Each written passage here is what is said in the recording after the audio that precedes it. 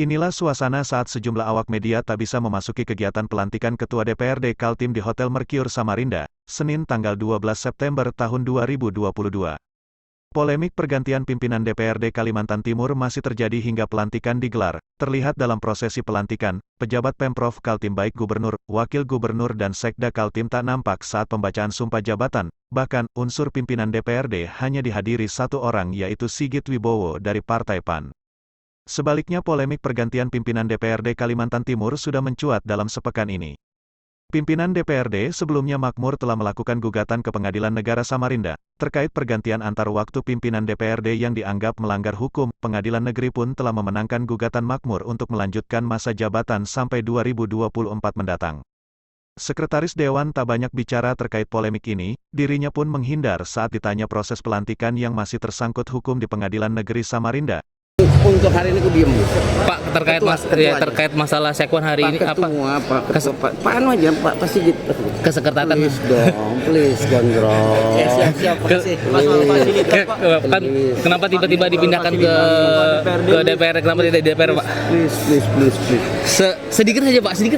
Vamos saja ke pimpinannya. Nah, Terkait ini kan aku kada mau komen. Sementara Sigit Wibowo menjelaskan terkait polemik pergantian pimpinan DPRD Kaltim, pihaknya hanya menjalankan perintah SK Kemendagri. Di lain sisi, Ketua DPD Kaltim Partai Golkar Rudi Masud menjelaskan proses ini tidak menjadi masalah karena dianggap telah selesai. Ini kan kebijakan negara, sudah diambil, ada SK-nya. Dikasih waktu 60 hari.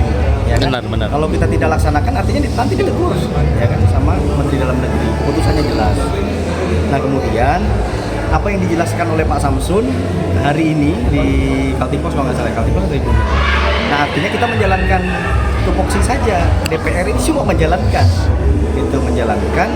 keputusan dari Menteri Dalam Negeri. Karena prosesnya sudah dilalui. Gitu. Sama saja saya menganalogikan dengan keputusan rekomendasi terhadap calon-calon pilkada. Oke. Nah kalau DPP sudah memutuskan, biar kita bawa yang usung yang ini, ya kita harus kembali. Oke, benar. Gitu. Nah kemudian proses hukum disilakan aja. Proses hukum ya ditindaklanjuti. Nanti kalau ada proses perkembangannya hukum bagaimana, kemudian dimenangkan oleh pihak Pak Makmur, ya artinya kan ini bersurat nanti, surat kemudian nanti disikapi oleh Menteri Dalam Negeri. Apapun keputusannya dari Menteri Dalam Negeri, ya kita jalankan kembali. Oke. Kalau dari Pak Gubernur dan Pak Wakil Gubernur, Pak Gubernur memang tidak bisa hadir, ya alasan beliau lah.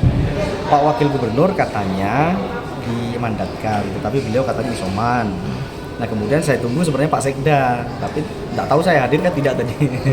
Tidak hadir. Gitu. Tidak hadir. Nah, artinya apa? Kan DPR ini punya ruangnya sendiri begitu loh. Ya kan punya rumahnya sendiri.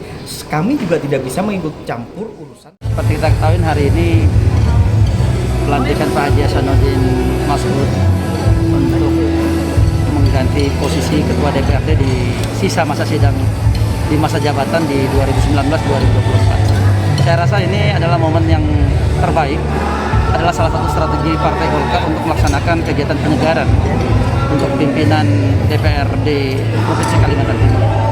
Alhamdulillah prosesnya berjalan dengan baik dan lancar. Insya Allah Partai Golkar berkomitmen untuk memberikan yang terbaik untuk seluruh masyarakat Kalimantan Timur, khususnya yang ada di Kalimantan Timur.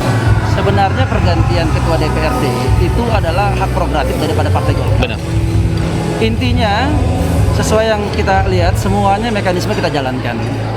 Seharusnya itu cukup di internal saja, karena ada kegiatan-kegiatan yang memang harus kita selesaikan di luar daripada internal, maka eksternal pun kita tempuh. Dan seperti yang kita ketahui bahwa hari ini semua mekanisme eksternal, internal dan eksternal semuanya sudah berlalu dengan baik.